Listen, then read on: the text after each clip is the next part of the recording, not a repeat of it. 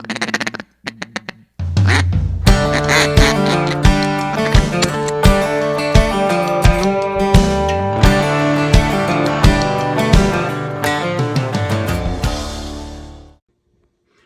guys, back with another one, and this video I will just be talking about hunting tactics. I know this can kind of get boring, but if you really read into it and buy into it, it will help you out tremendously. So basically, when I was young, I did not follow tactics at all. I would just go out, hunt whenever, walk out of the stand whenever, go in whenever, and just made bad choices. One of those bad choices was hunting that early season. I ended up shooting a buck I did not want to, and 5 minutes later after shooting that buck, my dream buck walks right by me. So basically, I'm just here to give you a little advice on really when to hunt this early season, how to hunt it, and what you should use to hunt it. So what I'm going to start off with is the camo I wear. I dress light because you do not want to sweat in that stand. Once you sweat in that stand, those deer are on you. There's no way you're getting around that. So basically what I wear is a very light Sitka gear. It's just the whitetail pattern. I'm not sure what it's called, but it's for like 60 degrees and up. I've never once sweat in that gear. So the next thing I'm going to talk about here is when to hunt this early season. I've made bad mistakes of even just hunting the early season. I'm not saying you can't, because I definitely will this year, but I probably won't go out until August, late August maybe. I'm just gonna play it safe. I will go out and just scout a little early season, like September 14th, in that range. Our season actually opens here on Monday, which is a couple days away, but I will not go out that opening day. So basically what I'm going to talk about is accessing that stand either in the morning or in the evening, which I prefer hunting evenings in the early season.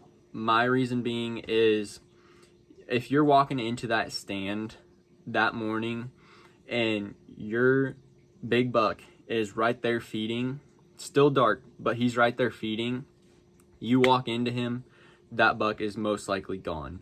That's always scared me, so I refuse to hunt mornings in the early season. One of the things is evening hunts. So you go out, you have a good evening hunt, but you go to leave, it's dark, and there are 20 or so deer on the field with a nice mature buck. One of my tactics I use is my cell phone. I call my dad and I'm like, can you come drive out on this field and scare these deer off? Because when those deer see those headlights, they're just gonna be like, oh, it's the farmer checking his field. So what they're gonna do is retreat to either their bedding areas or a different field to eat, but they will come back to that field. They did not get scared off from that. So that's my number one tactic. My number two tactic is just a simple snort wheeze out of here, or just a wheeze even, just blowing at the deer, because the deer use the blow to signal danger, but mainly it's just like a coyote. If they see a coyote, they'll blow, or any other wildlife they don't like. So basically what I'll do is just take my grunt. I have my grunt early season because you can use this early season. Do not be afraid to. I'm getting off topic here, but if you have a buck on the opposite end of the field, you need him 50 yards closer to make a 30-yard shot, 40-yard shot. Just give him a little grunt, just, and his head will pop up and he will be headed your way, because bucks are curious. Anyways, getting back to the blowing, it basically just sends up an alert being like, clear the field, there's danger, but it's not gonna kill us. So that will sometimes work. And then the last tactic, number 3, is I pull my phone out and either play a coyote howling or something like that. They're pretty used to that sound, so they just kind of wander off the field, and then they'll be back next time you hunt. So basically that's the reason I hunt evenings, is because you can have a way to get out of your stand if you need to, if there are deer on the field and you need to leave your stand. So basically the next thing I'm going to talk about here is what I use to descent myself.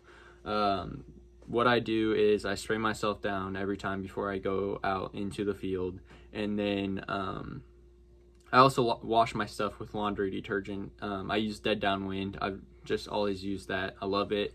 I don't really think there's a difference between other brands, but I've just always bought Dead Downwind. Once I get to my tree stand, I set up this right here. This is Ozonics HR200. I'm sure some of you guys have heard of them before. These are lifesavers. I've had deer downwind of me with no scent on, or no descent on, and deer have never smelt me with this thing on. It's got a battery life of like 15 hours. Basically what it does is it takes the ozone above you and brings it down, mixes it with your scent, and descents your scent. Really great product. Those range from like $200 to $500, I think. They also have a closet they come with that you can stick that thing in and your clothes, and it descents your clothes. So I really suggest buying one of those if you can. So next I'm going to talk about trail cam pictures.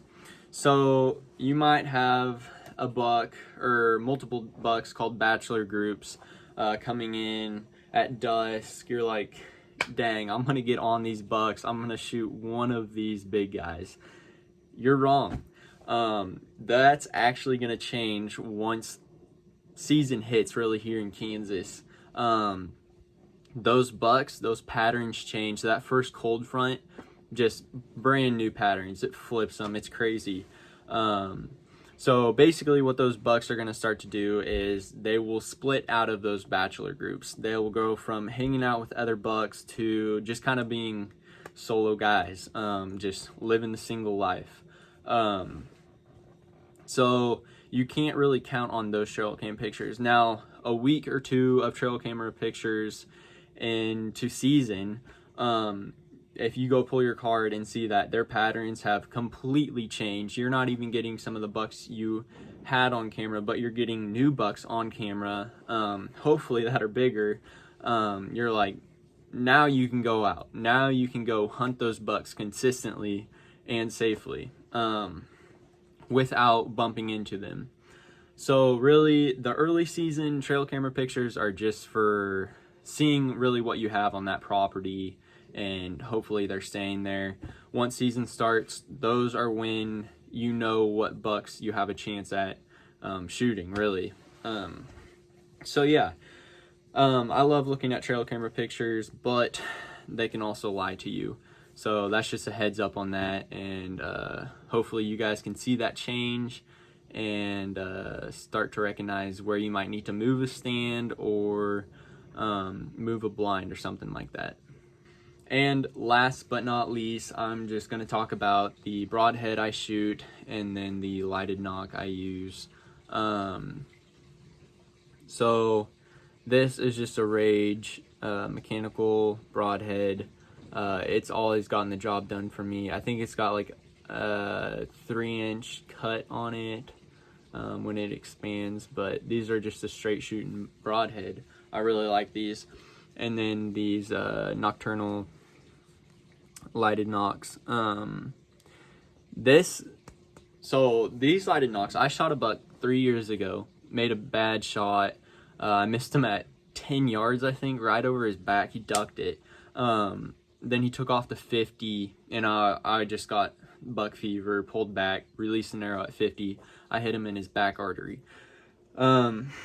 After reviewing my shot, I was like, yeah, it's a deadly shot. He's probably dead somewhere. We searched for 3 days straight, not even joking. Could not find this buck. Turns out 3 months later, one of our friends is hunting in his creek about a half a mile from where I shot this buck, and he was just hunting for coyotes, and he walked up on this buck I shot, and 3 months later this bad boy was still on. Now, it wasn't like the sun, it wasn't all that bright, but it was still on and he could see it in the dark. So that's pretty impressive for just a little LED in there. But basically, I just wanted to talk about these early season tactics here on this video, and I hope you guys enjoyed it and maybe even learned something from it. So thank you guys for watching, and I will be back again. Get 'em boys, boom, 12 gauge, out in the mud down in Mississippi.